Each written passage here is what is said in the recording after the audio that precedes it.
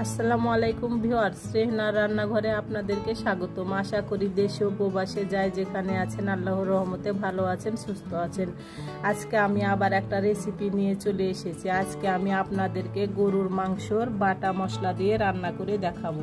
আমি এখানে গরুর মাংস নিয়েছি 2 কেজি। মাংসতে হাড্ডি চর্বি মিশানো আছে, কারণ বাটা মশলায় মাংস রান্না করলে হাড্ডি চর্বি মাংস মিশানো নিলে মাংসটা খেতে খুব মজা হয় এবং রান্নাটা করতেও ভালো লাগে। আমি রেগুলার কাট করে কেটে দিয়েছি। আপনারা চাইলে এর থেকে বড়ও করতে পারেন, কিন্তু এর থেকে ছোট করবেন না, কারণ মাংস ছোট করে রান্না করলে খেতে ভালো লাগে না। বড় মাংসর পিস যত বড় হবে তত খেতে মজা লাগবে। আমি মাংসটাকে এবার এক সাইডে রেখে দেব। আমি এবার পাতিল নিয়ে নিয়েছি। আমি প্রথমে দিয়ে দেব তেল, রেগুলার তেল, সয়াবিন তেল। আমি এখানে প্রায় 150 গ্রাম তেল দেব, কারণ আমার মাংসতে চর্বি বেশি আছে। আমি 150 গ্রাম তেল দেব। আপনাদের মাংসতে যদি চর্বির পরিমাণ কম থাকে তাহলে আপনারা 2 কেজি মাংসর জন্য আপনারা 200 গ্রাম তেল ব্যবহার করবেন। এখানে 2 কেজি গরুর মাংস আছে। আমি মাংসগুলোকে ঢেলে দেব।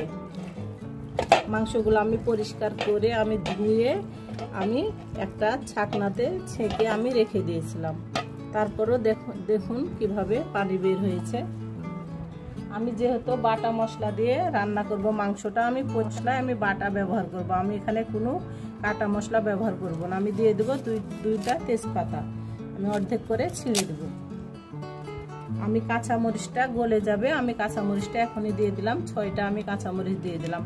পেঁয়াজটা আপনারা বাটা ব্যবহার করতে যাবেন না, কারণ পেঁয়াজটা গলে যায়। পেঁয়াজটা এমনিতেই গলে যাবে, সেজন্য পেঁয়াজটা যদি বাটা ব্যবহার করেন তাহলে নিচে ধরে যাওয়ার সম্ভাবনা আছে। আমি পেঁয়াজটা খুব চিকন করে কেটে নিয়েছি। পেঁয়াজটা বাটার কোনো প্রয়োজন নেই। আমি এখানে প্রায় 150 গ্রাম পেঁয়াজ কুচি দিয়ে দিলাম 2 কেজি মাংসের জন্য।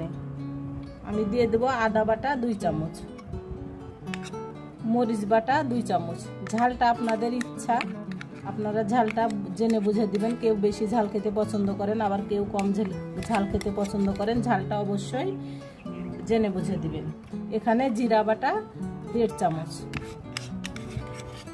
আমি এখানে কোনো গুঁড়া মশলা ব্যবহার করব না। লবণ স্বাদ অনুযায়ী। রসুন বাটা 1.5 চামচ, তবে আপনারা চাইলে রসুন বাটাটা 2 চামচ ব্যবহার করতে পারবেন। হলুদ বাটা 1 চামচ, ধনিয়া বাটা 1 চামচ, ভিনেগার হাফ কাপ। আপনারা চাইলে এখানে লেবুও দিতে পারেন এবং টক দই ব্যবহার করতে পারেন। আমি ভিনেগার ব্যবহার করলাম। আমি এখানে গরম মশলা বেটে নিয়েছি। গরম মশলা বাটাটা আমি পরে ব্যবহার করব। আমি এবার মাংসটা হাত দিয়ে মেখে নেব ভালো করে চেপে চেপে, কারণ গরুর মাংস যত হাত দিয়ে ভালো করে চেপে চেপে মাখবেন ততই খেতে মজা হবে। মাংসটা আমি ভালো করে ম্যারিনেট করে নিয়েছি। আর হাতে সময় নাই, সেজন্য আমি 1 ঘন্টা ম্যারিনেট করে রাখবো। আপনাদের হাতে যদি সময় থাকে তাহলে অবশ্যই আপনারা 2 ঘন্টা ম্যারিনেট করে রাখবেন। আমি 1 ঘন্টা পরে কিচেনে চলে যাব। আমি 1 ঘন্টা পরে কিচেনে চলে এসেছি। দেখুন আমার মাংস থেকে পানি বের হয়েছে অল্প কিছুটা। আমি এবার গ্যাসটা অন করে 20 মিনিট হাই হিটে রান্না করে নেব। 20 মিনিট ঢাকনা দিয়ে ঢেকে 20 মিনিট পরে আমি ফিরে আসছি। আমি 20 মিনিট পরে ঢাকনাটা উঠিয়ে নেব। দেখুন 20 মিনিটে আমার মাংস থেকে কত পানি বের হয়েছে। আমি এখানে 1 ফোঁটাও পানি ব্যবহার করিনি। আমি যেহেতু ঝোল করব আমি পানি ব্যবহার করব। আমি এবার গরম মশলা বাটাটা দিয়ে দিব। এখানে গরম মশলা বাটা আছে 2 চামচ। আমি গরম মশলা বাটাটা দিয়ে দিলাম।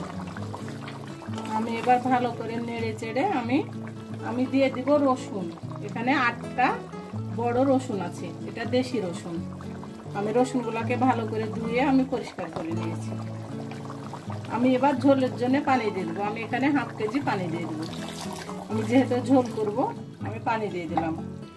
আমি বাটা মশলা দিয়ে গরুর মাংস রান্না করলাম। আপনারা চাইলে খাসি ভেড়া একই প্রসেসে রান্না করতে পারেন, কোনো সমস্যা না আপনারা। তবে মুরগির মাংস দিয়ে হবে না, শুধু খাসি ভেড়া বা মহিষের মাংস দিয়ে আপনারা একই প্রসেসে এভাবে রান্না করতে পারবেন। আমি এবার ঢাকনা দিয়ে ঢেকে প্রায় 40 মিনিট আমি রান্না করে নেব। 40 মিনিট পরে আমি ফিরে আসছি। 40 মিনিট পরে আমি ঢাকনাটা উঠিয়ে নিব। হয়ে গেছে আমার বাটা মশলা দিয়ে গরুর মাংসর ঝোল।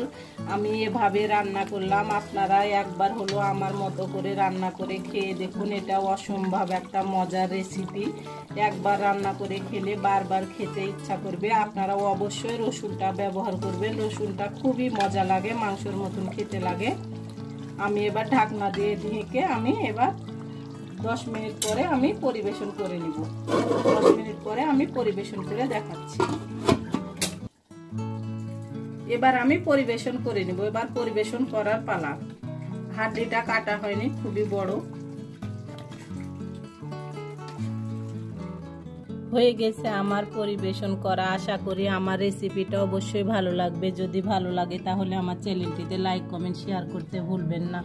বেশি বেশি করে সাবস্ক্রাইব করার অনুরোধ রইল। আর আমার চ্যানেলটিতে যারা লাইক কমেন্ট শেয়ার করেছেন এবং সাবস্ক্রাইব করেছেন তাদের জন্য রইল আমার পক্ষ থেকে অনেক অনেক দোয়া ও ভালোবাসা।